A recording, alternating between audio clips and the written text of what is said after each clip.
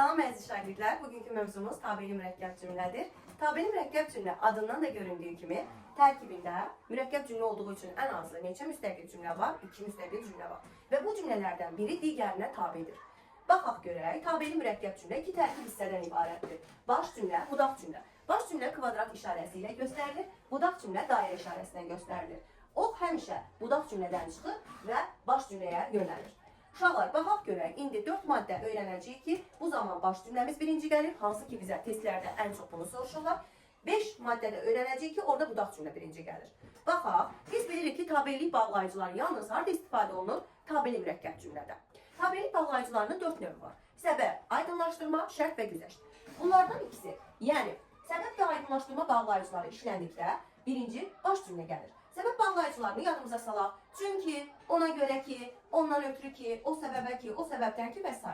Məsələn, anlayıram. Çünki mənə deyil. Çünki nə bağlayıcısıdır? Səbəb. Cümləni təhlil etməyimə belə ehtiyac yoxdur. Çünki səbəb bağlayıcısı tabelilik bağlayıcısıdır və tabelilik bağlayıcısı yalnız tabeli mürəkkəb cümlədə olur. Demişik ki, səbəb bağlayıcısı görəndə birinci gələn cümlə nədir? Baş.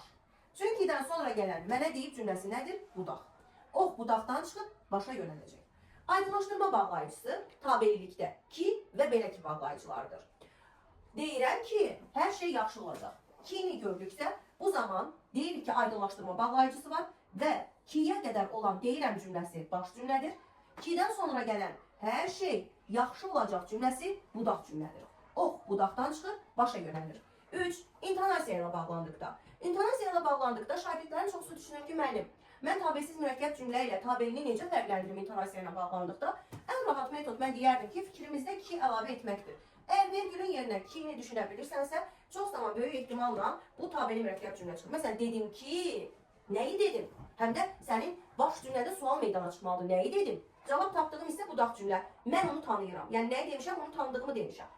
Deməli, uşaqlar bu zaman vergüllə bağlanıbsa və bağlayıcı yoxdursa nə ilə bağlanmış olur? İntonasiya ilə. Son olaraq, əvəzlik qəlib ilə bağlandıqda. Əvəzlik qəlib işarə əvəzlikləridir. O, bu, elə, belə və s. Məsələn, elə danış, hamıya xoş gəlsin. Burada nə var? Elə.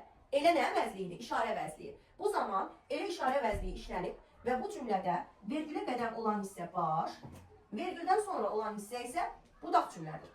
Deməli, aydınlaşdırma bağlayıcısı, səbəb bağlayıcısı, intonasiya və əvəzlik qəlib olduqda birinci baş cümlə gəlir. Səbəb və aydınlaşdırma bağlayıcısı gedəndən sonra tabelilik bağlayıcılarından ikisi qalır. Şərt bağlayıcısı və güzəşt bağlayıcısı. Şərt güzəşt bağlayıcıları əgər cümlədə işlənibsə birinci nə gəlir? Budaq cümlə gəlir. Əgər oxusa qəbul olacaq. Əgər nədir? Şərt bağlayıcısı. Şərt bağlayıcısını görər-görməz nə deyirəm? Deyirəm ki, əgər sözü varsa, o zaman nədir? Vergülə gələn olan hissə budaqdır. Vergüldən sonra gələn hissə nədir? Başdır. Əgər madam ki, indi ki, bir halda ki, bu tipli bağlayıcıları gördünüzsə, rahatlıqla birinci budaq cümlə gəldiyini deyə bilərsiniz. Hərçənd tərçət ki, nə bağlayıcısı? Güzəşt. Güzəşt bağlayıcısı gəlibsə, vergülə qədər olan hissə budaq, çünki budaq birinci gəlir, vergüldən sonra olan hissə baş. Burada heç ammanı daxil etməyə bilərik və sizə bir məqamı qeyd edim, uşaqlar. Bu zaman biz deyirik ki, amma nə bağlayıcısıdır? Tabelsizlik bağlayıcısı. Və gördüyünüz kimi tabelsizlik bağlayıcısı necə cümlədə istifadə olunub? Tabeli cümlədə. Yəni, amma ancaq tipli qarşılaşdırma bağlayıcıları istisna hal olsa da tabelsizlik bağlayıcısıdır. Amma harada işlənir? Tabeli cümlədə. Sual düşsə ki, tabeli mürəkkəb cümlədə tabelsizlik bağlayıcısı işlənə bilərmi? İşlənər, bəli, doğrudur. Sonra uşaqlar, 3-cü məqam, şərt güzəşt bağlayıcısından əlavə ki bağlayıcısı normalda işlənəndə birinci nə gəlirdi? Baş cümlə gəlirdi. Amma ki bağlayıcısını anda ilə əvəz edə biliriksə, birinci budaq cümlə gəlir. Məsələn, evə gəlmişdi ki, qohumlarının gəldiyini gördü. Gəlmişdi ki də, sözün kökü olan gələ, ki-ni anda ilə əvəz edib artıraq. Evə gələndə. Evə gələndə qohumlarının gəldiyini gördü. Məsələn, sinifə girmişdim ki, şagirdlərim ayağa qalxdı. Sinifə girəndə şagirdlərim ayağa qalxdı. Uşağa söz demişdim ki, ağlamağa başladı. Uşağa söz deyəndə ağlamağa başladı. Yəni ki gördüyünüz məqamda əgər ki bu ki-ni gətirib söz kökünə əlavə edib anda ilə əvəz edə biliriksə, o zaman birinci baş yox, nə gəlibdir? Budaq gəlibdir. 4. Sağ şərt şəkilçisi, m-da belə ədatları işləndikdə birinci budaq cümlə gəlir. Məsələn, gəlsə də getməyəcəm. Sözün kökünə gəlməzsə, mamə inkara və yaxud yazılsa, leksikdən sonraya sa artırılanda o nədir? Şərt şəkilçisi. Bir daha deyirəm, kökə, leksika və inkara artırılan sa nədir? Şərt şəkilçisi. Şərtdən sonra gələn dadə nədir? Ədat. Biz də demişik ki, sasə şərt şəkilçisi və da ədatı varsa birinci nə gəlir? Budaq cümlə. Evə gəldi mi? Dərs oxuyardı. Yenə bayaq ki-ni anda ilə əvəz edəndə birinci budaq gəlirdi.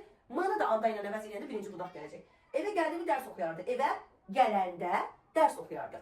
Sinifə girdi mi şagirdlərini gülər üzlə salamlayardı. Sinifə girəndə şagirdləri gülər üzlə salamlayardı. Dərsi izah etməyə başladı mı hamı sakit dayanardı. Dərsi izah etməyə başlayanda hamı sakit dayanardı. Yəni m-nı anda ilə əvəz edə biliriksə, m-mi ədatı işlənibsə, birinci nə gəlir? Budaq cümlə. Sonuncu bağlayıcı söz işlənibdir. Bağlayıcı söz çox rahatdır. Yəni sual əvəzlikləri. Kim, nə, hara, necə, nə, hansı, nə qədər, neçənci və s. Bir də ki, sual əvəzliklərinin üzərinə gələn ki ədatı ilə bir yerdə. Kim ki, nə ki, hara ki.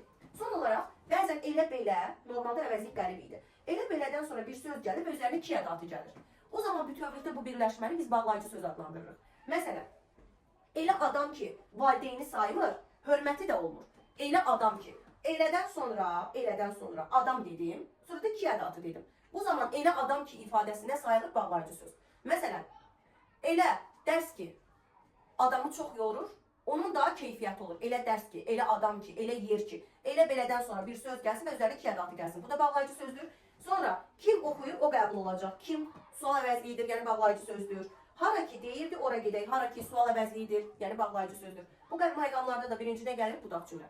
Ümid edirəm ki, bunlar sizin köməyinizə çatar.